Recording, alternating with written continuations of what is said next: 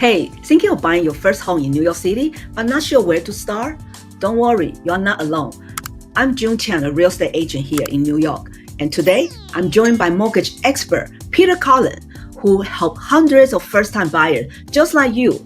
In this video, we will breaking down what you really need to know, from getting pre-approval to down payments, and few New York City specific tips, which will save you thousands of dollars. Let's go!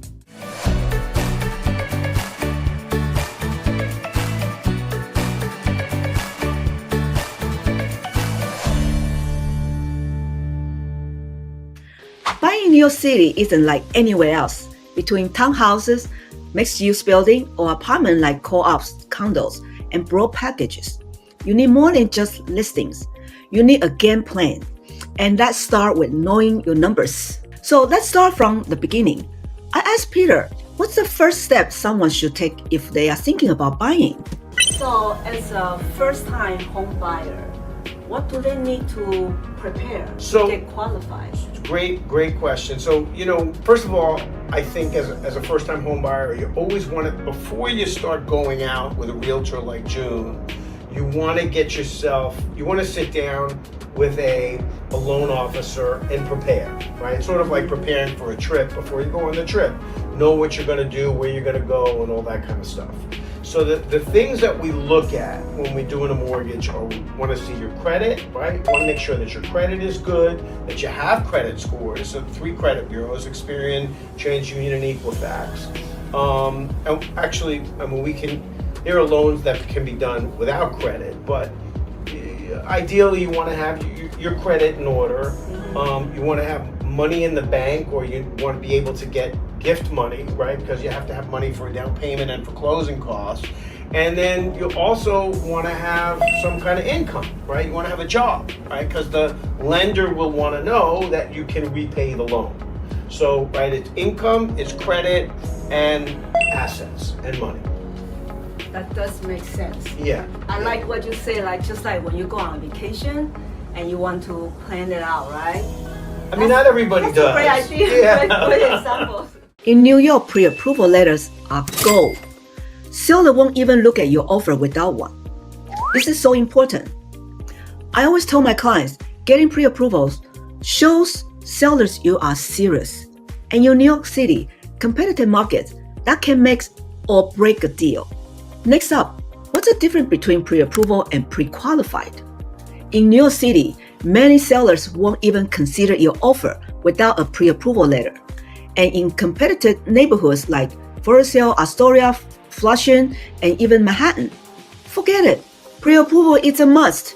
What does that mean, get approval and get qualified? Be getting pre-approved and pre-qualified. Mm-hmm. 2 pretty different things, because pre-qualification really is a verbal, somebody coming to me and telling me, this is how much I make, this is how much money I have, and this is my credit, right? I haven't looked at, a loan officer hasn't looked at any documents, but you're hearing the information. Mm-hmm. I call that, and it's not as impactful, pre-qualification. Mm-hmm. And obviously why it's not so impactful is because, it gets you on the road, but it's really not telling the full story, because we got to look at tax returns, pay stubs, W-2s, bank statements, the credit report. But you got to look at the documents, because sometimes people don't know exactly, they think their credit is great, but then I run credit and there's issues on the credit that they didn't know about,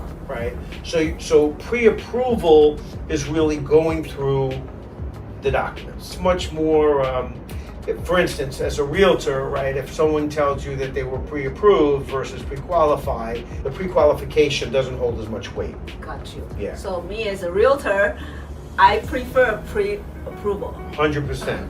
And people will call me, frequently, like, yourself, June, and other realtors, listing agents, they will call me, right? Client will show a pre-approval letter. right? And that letter says, hey, congratulations, you've been pre-approved for such and such amount of loan and this much of a purchase price. And then a listing agent will get that letter when an offer is made, and then they'll frequently call me and say, or the loan officer, and say, hey, I got your pre-approval letter. Have you really looked at the information? Is this really a solid client? Because really what they want to make sure is that the deal's going to go through smoothly, right? So there's going to be no problems, that everything's been checked before they go into contract. Next up, documents. If you are watching this and plan to buy in the next 6 months, start gathering this.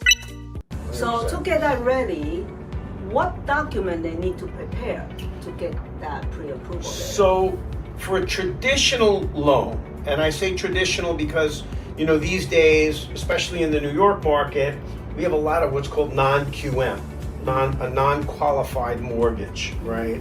And non-QM, I tell people, is sort of like non-traditional, where you're using other means. So traditional, when I say traditional, we're talking about tax returns, pay stubs, W-2s, right? That's really getting a traditional mortgage. Non-traditional would be not any of that.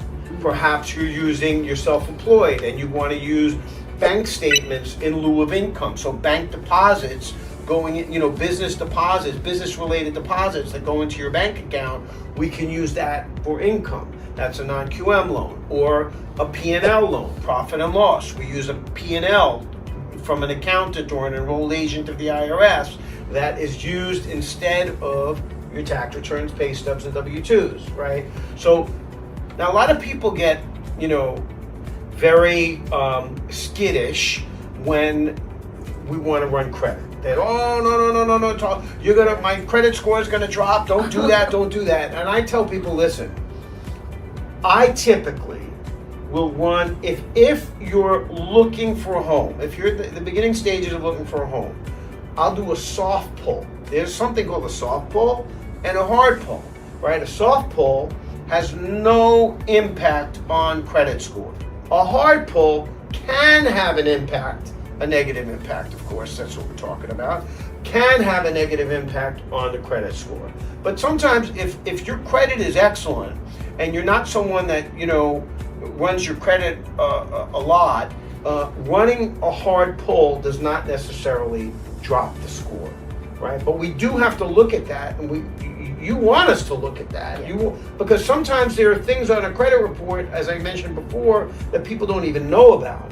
And when you run the credit, then you can see it, and then you can take care of things. You can pay off bills that you didn't know you had, or you can get additional trade lines by getting what's called an authorized user account, right? There are things, again, we want to prepare you, get you ready, so that when you find that house, you are all good to go. Trust me, as your agents, the smoother your mortgage prepared, the faster we can lock in the right home when it hits the market. Now let's talk about down payment. This one surprised a lot of people. In New York City, you'll see a big range. Some homes, down payment 5%, and some condos allow 10% down. But many co-ops, they require 20% or more, and sometimes up to 30%. That's why it's crucial to talk to both your lender and your agent before narrowing down neighborhoods. How much do buyers typically need for the down payment? So I cannot say the amount, but I'll say the percentage, because it all depends, right? It depends on the loan program, it depends on what you qualify for and what you're comfortable with, right? So you may qualify for a $5,000 a month payment, but your comfort level is $3,500 a month, right? So forget about what you qualify for, you gotta make sure you're comfortable, right?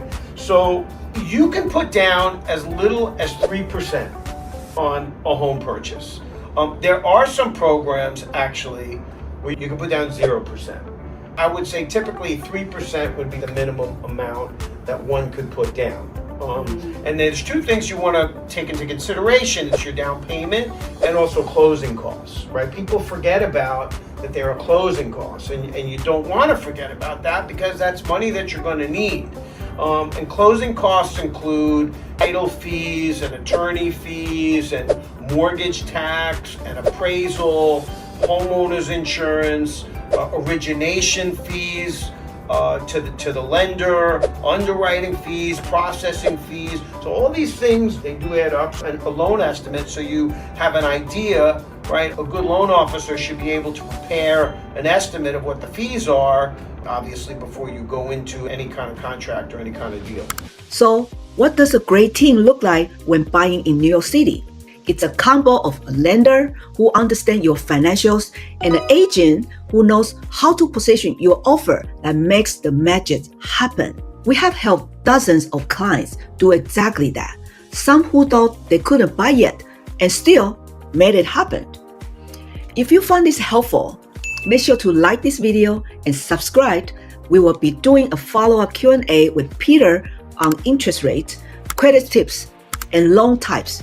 If you have questions about your own buying journey, drop them in the comments. Don't forget to like, subscribe, and share this video for more New York City neighborhood tours. Thanks for watching. I'm Chang. I'll see you in the next one. Bye.